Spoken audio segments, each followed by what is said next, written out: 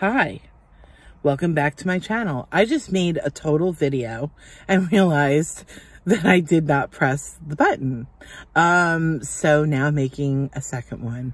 Hello, welcome back to my channel. How are you? I know my hair looks pretty crazy.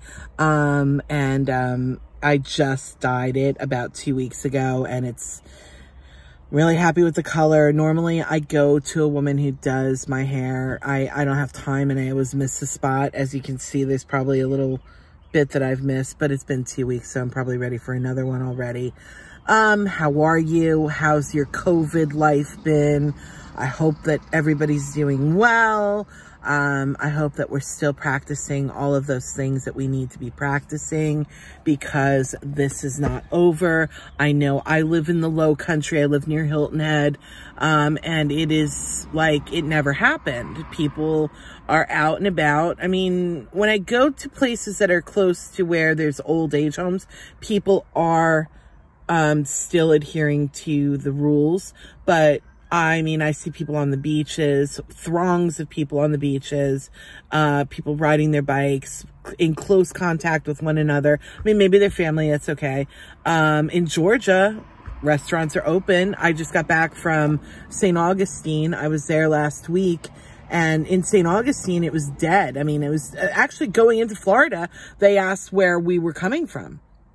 You had to stop at the border of Florida. That's the first time in my life. I felt like I was going to like fucking Canada or Mexico or something. I was like, holy shit, I don't have my passport with me, you know? Yeah, that was that. And then in St. Augustine, it was like dead, but it was lovely. The weather was nice and crispy and cool and windy. And we stayed at this really groovy hotel and we had a hot tub and a beautiful view. And it was really nice and relaxing to get away. And I kind of did not want to go because I am afraid of the hotel room itself.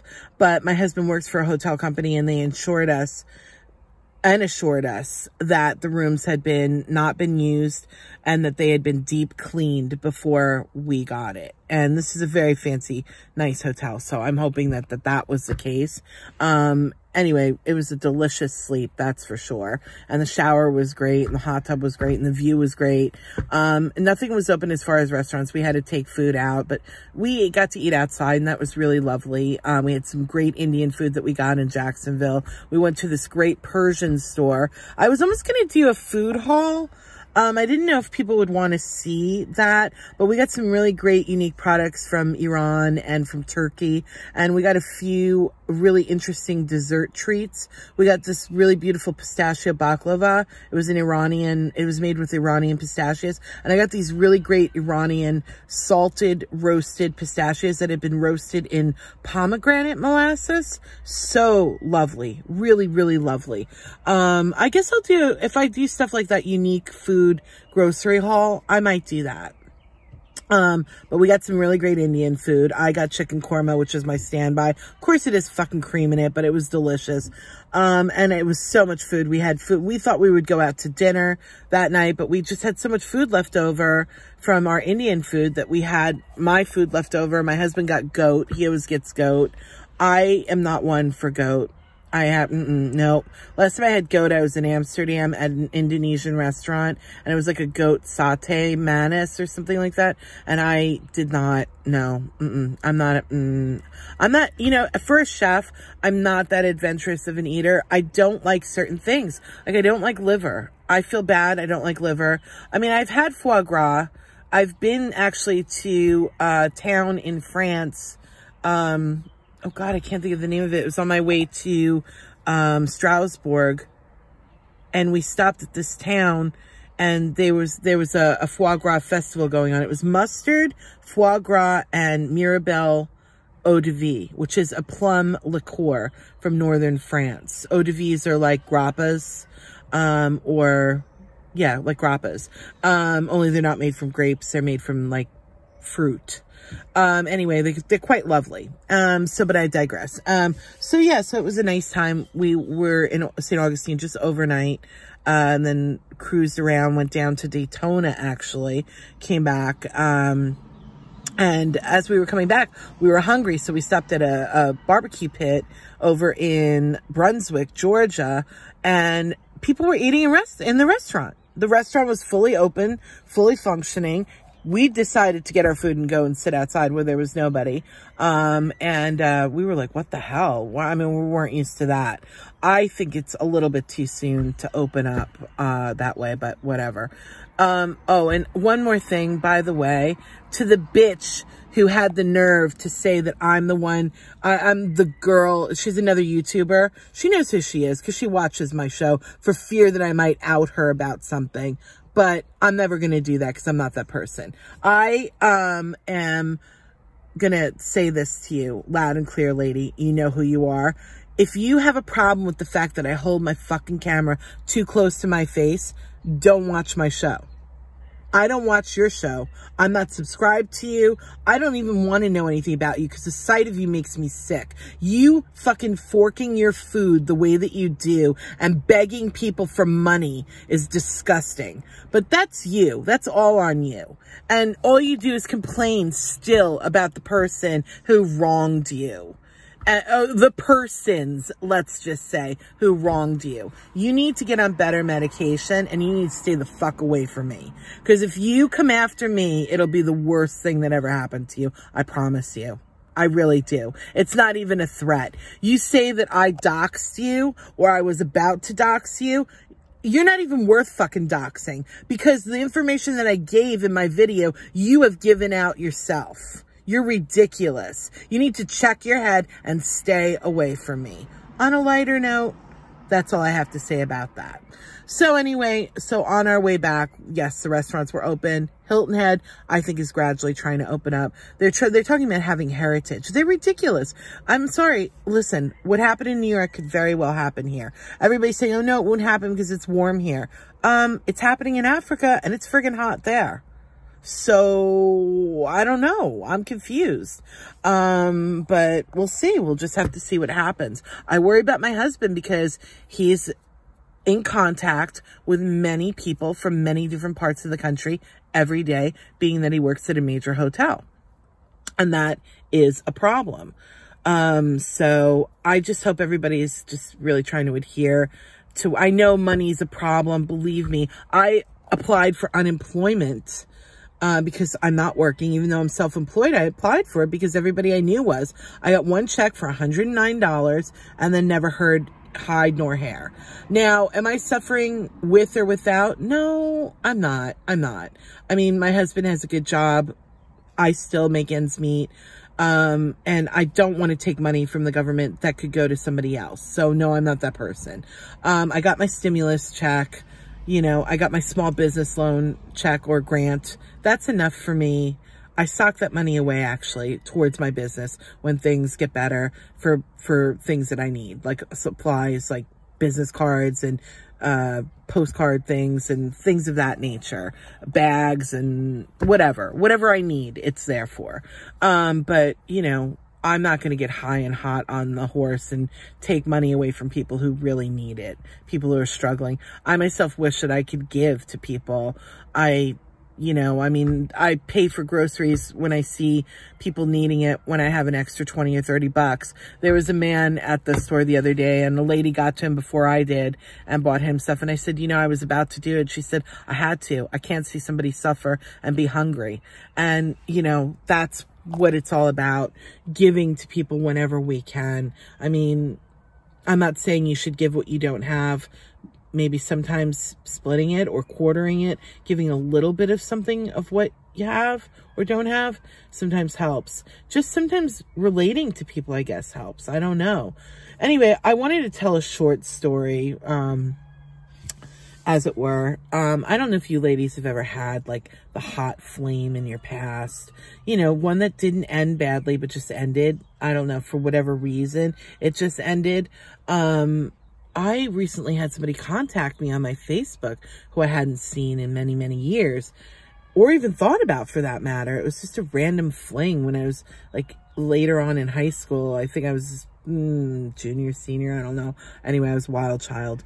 But this guy was like, you know, the hottest thing ever. I mean, he was just this like tall, shoulder-length, blonde, beautiful hair, blue-eyed, Scandinavian hottie, who was like kind of from the wrong side of the tracks. He was like a burnout. And I think he was maybe in special ed. I don't know, but whatever. None of that mattered. He was just the hottest thing ever. And we worked together at this grocery store, in Huntington, actually in Melville. I'm from Huntington, Long Island, and it was right next door in Melville. And I worked in the deli and he worked in the produce department. And, for some reason, I never knew that he liked me. I mean, I was like awkward and weird, and I had nothing to do with high school guys. I wanted college or older. I was into men who were like in their late 20s. I was wild. I just didn't want to be with, I didn't want sticky hands that didn't know how to please me on my body. I wanted to be wowed by sex when I had it. I didn't want to be like, oh, okay, is this what's supposed to happen by a person who doesn't know themselves? I don't know. I never pursued high school. There were one or two, maybe, I don't know, him and another guy. And anyway, but, there was something about this one that just, I don't know, he was just so hot, and he was completely out of my league. I mean, I was like gothic, you know, like I was into hanging out with the artsy kids, and I wasn't into hanging out with deadheads or burnouts. So even though I knew everybody, I was like the class clown. I was class clown in junior high school and high school. For some reason we connected, and he invited me over to his house the next day, and I went. I had my mom drop me off because I don't think I was driving yet. She dropped me off at his house, and she's like, I'll be back in 2 hours. He better just be studying. And I was like, it's the first time she ever let me go to a guy's house. And I got into his bedroom. I think we smoked a joint, and I don't know how this happened. I think he like was rubbing my shoulders. Next thing I know, we're fully naked and getting it on. And let me tell you something. It was really hot, beautiful, awesome sex. I mean, I was 16. I'm not fit. You look at me now, I'm a 50-year-old woman, whatever. But back then, okay. Anyway, we got it on, and it was delightful. And I was shocked. I was really shocked. Anyway, it turns out we would hook up once in a while, and that was it. And then we just kind of lost contact with one another. And then, you know, with Facebook, everybody is getting in contact with one another. And he found me, and we talk back and forth. It's not like anything, but I always wonder, would that attraction still, I mean, I'm obviously 100 pounds bigger, 100 and something pounds bigger than when he met me, when he knew me. I'm an older woman, you know, my teeth are yellow and you'd never even think I had braces. I had braces for 4 years. You know, I don't look anything like I used to, but I wonder if that attraction is still there. And I'm writing a cookbook, and I wanted to write about relationships that I'd had and how I relate them to food and recipes, like how they made me feel. And he's my chocolate pudding.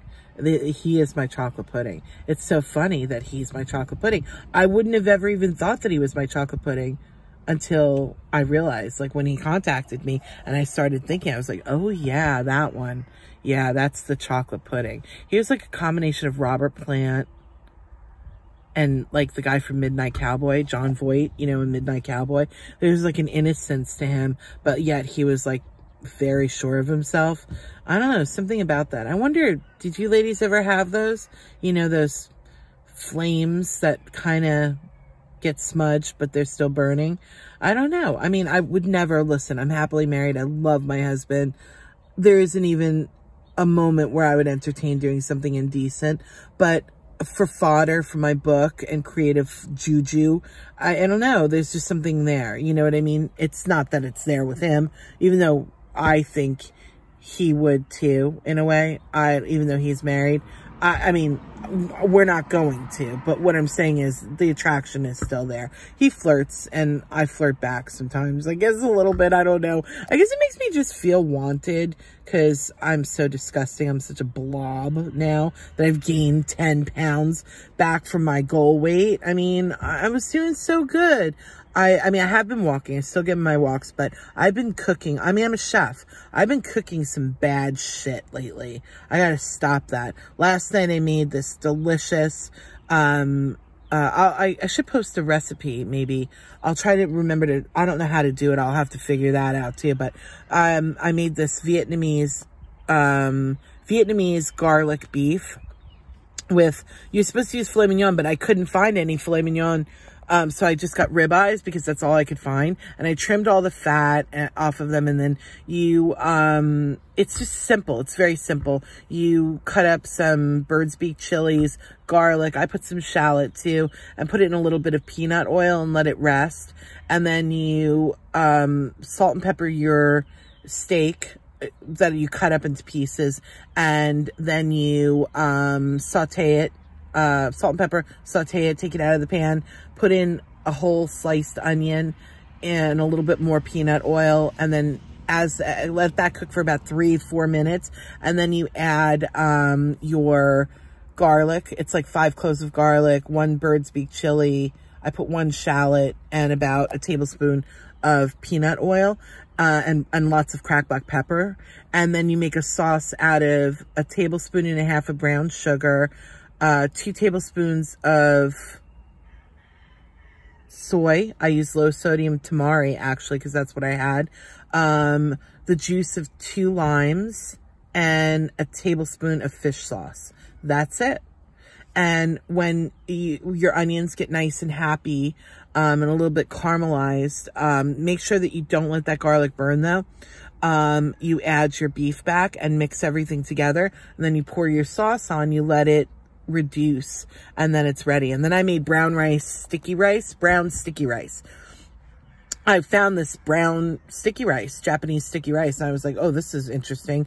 I'm going to use that. So I cooked it in my microwave because I didn't have the time to go to the barn and get my rice cooker out, or we have like a shed. It's not a barn.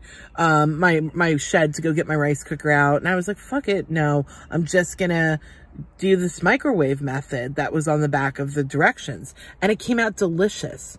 I put a little bit of tamari and a little rice wine vinegar and lots of cilantro and another bird's beak chili. I chopped it up and put it in there, and just served that.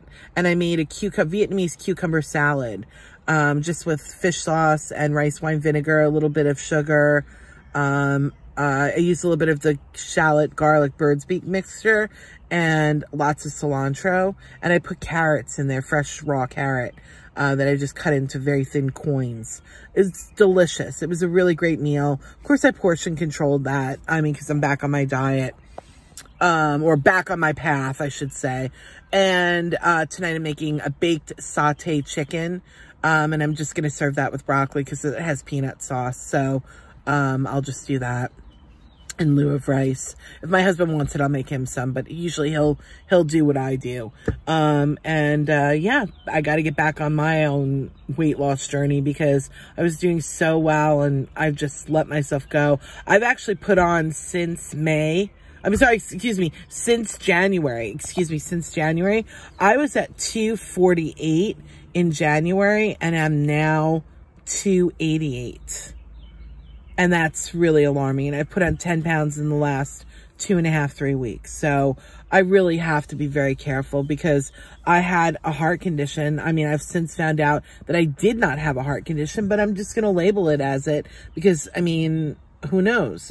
It could come back. But the cellulitis was so bad that it created something called Pickwickian effect, and that made the doctors believe that I had congestive heart failure. And I don't ever want that to happen again. I mean, I'd be stupid to go back. But I realized that my clothes are tight again, and I feel uncomfortable in my stomach, and I just don't feel right.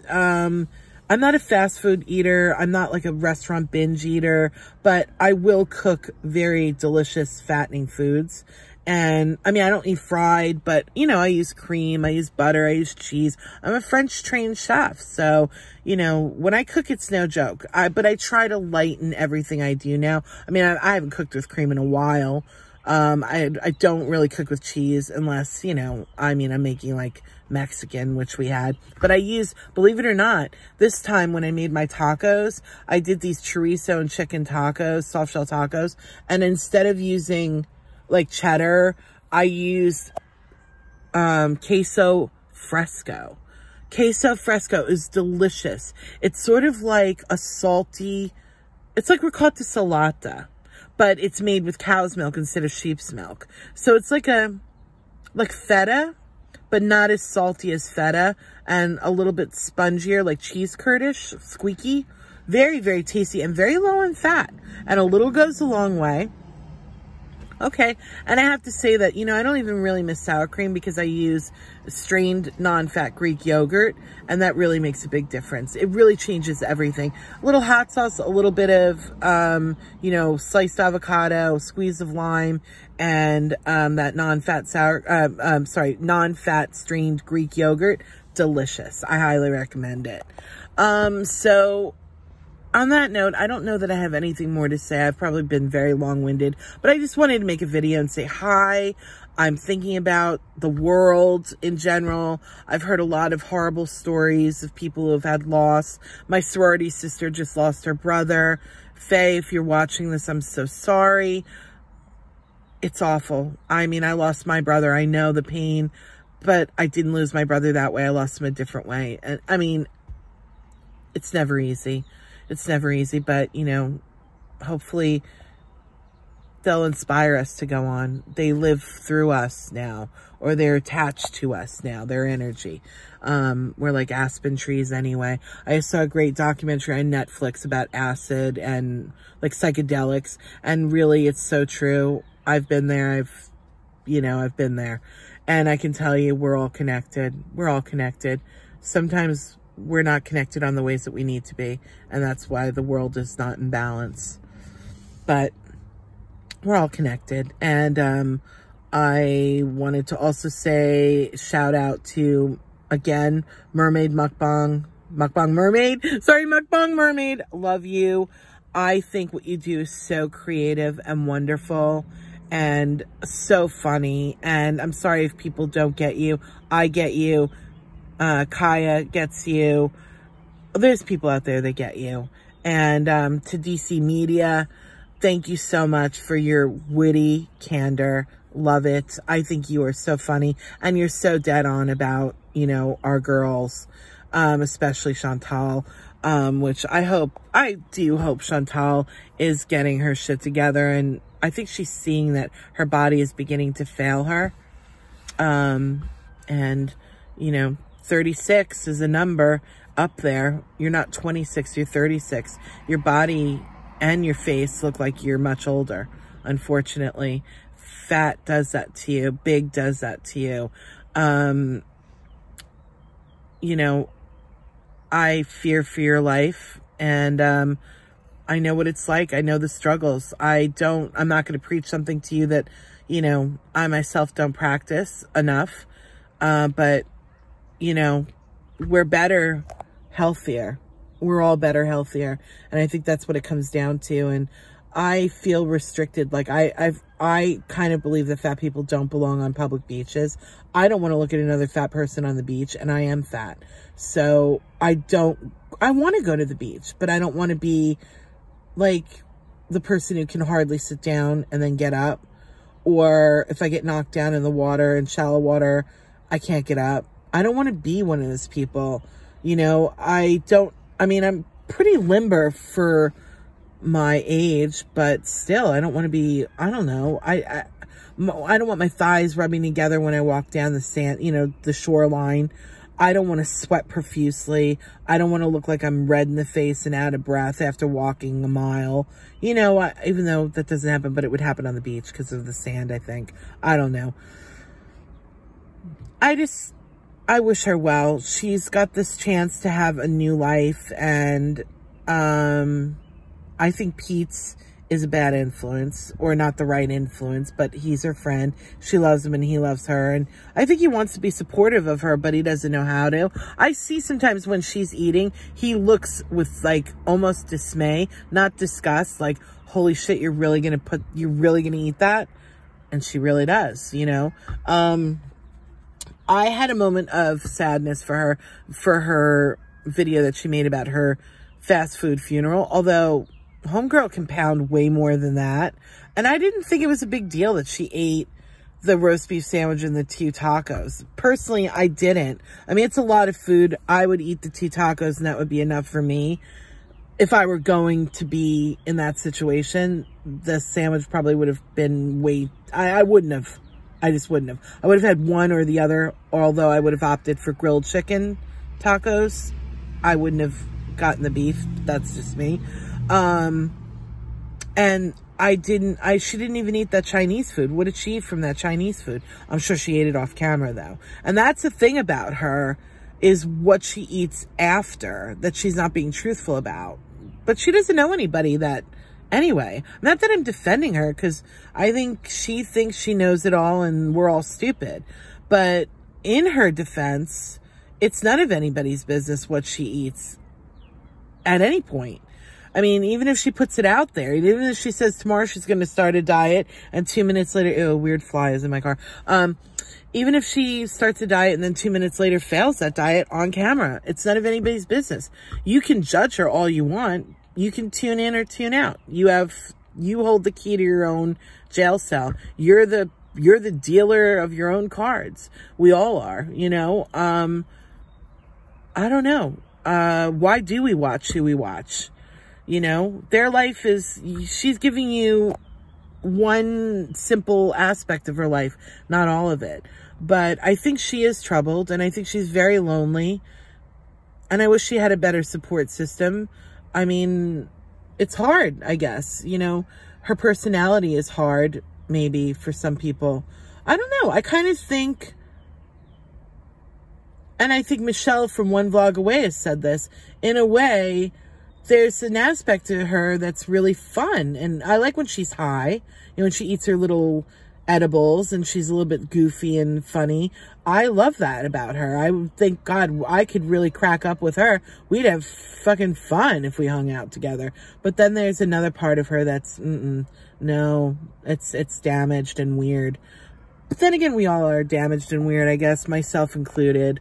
Nick has been very funny lately. I have to say that he's reignited, you know, watch time with me. I'm guilty. I'm not subscribed, but I tune in and I watch him now.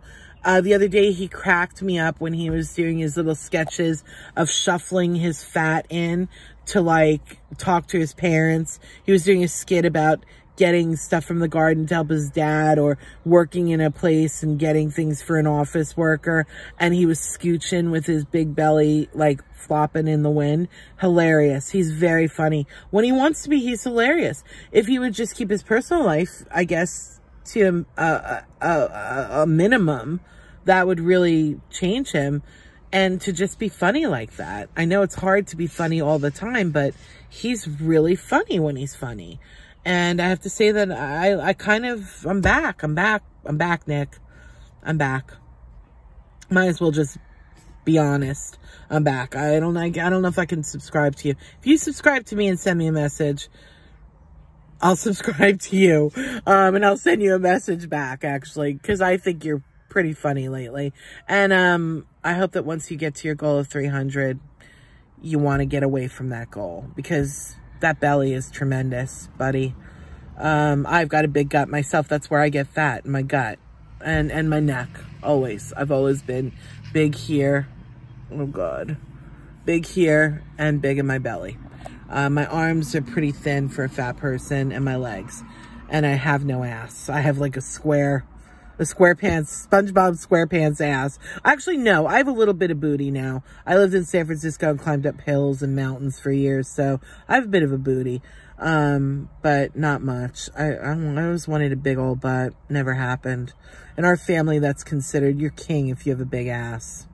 I guess I'm the black sheep. I don't have a big ass. Anyway, listen, I send you hugs, and big old hugs. I wish I could hug a lot of you that I know, and shouts out to JC. Yeah, thank you so much for being in my life.